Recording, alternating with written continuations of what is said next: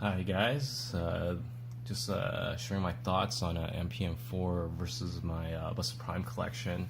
And starting from the left here is ROTF, the original Buster. Then we have the Ultimate Buster, and then Striker Prime, and then the Buster from the Dark of the Moon jetpack. And what's a little bit special for him, he has the faceplate and lighter panel lines. But yeah, so for my first impressions of MPM 4 is that just incredible paint apps and overall like dimensions. Like, wow, like he is so close to the actual what's it called, like the Takaratomi like model kit figure.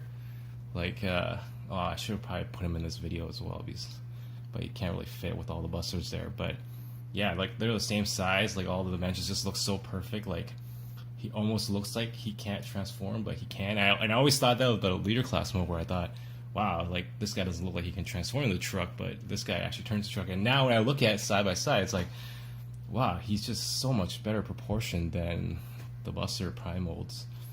And the paint apps, just wow. Like I bought the Ultimate Buster and I thought he was like, okay, like you did paint apps pretty well, but then you're like missing like the panel lines, and I don't know what you were thinking, Takara. It's like you just had to make that imperfect in some way.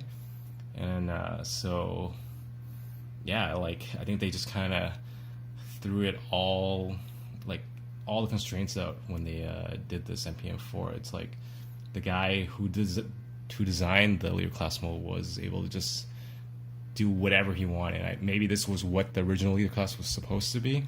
I'm not sure, but it's just wow. It's like everything that he wanted to fold away, he could finally fold away. Especially like these big panels here. I always try to ignore them, but finally seeing them tucked away properly, it's like wow. I am so glad they got rid of them. And like articulated fingers, just yeah, just incredible how he's able to compress everything. And I guess the only one drawback, where I guess you really want to argue if the leader class mold is better or not, is that the Buster in leader class is like a real like transforming part that goes into the truck mode at some point, whereas this gun just kind of like, yeah, it's like it's a gun you just kind of like, I don't know, put in a corner somewhere if you're going to transform to truck mode. So it's a tiny weakness. Like say like that's where the original Busters kind of top it, but otherwise just wow. Yeah, this what a great masterpiece. And I guess there are people who are complaining about the gaps. I think MGO might have came up with like a fix for that, but then I think other people are saying that fix doesn't work all the time, so I'm not sure. I actually haven't transformed my MPM4 yet. I'm probably not going to, yeah, unless I get a second one, but I don't think so.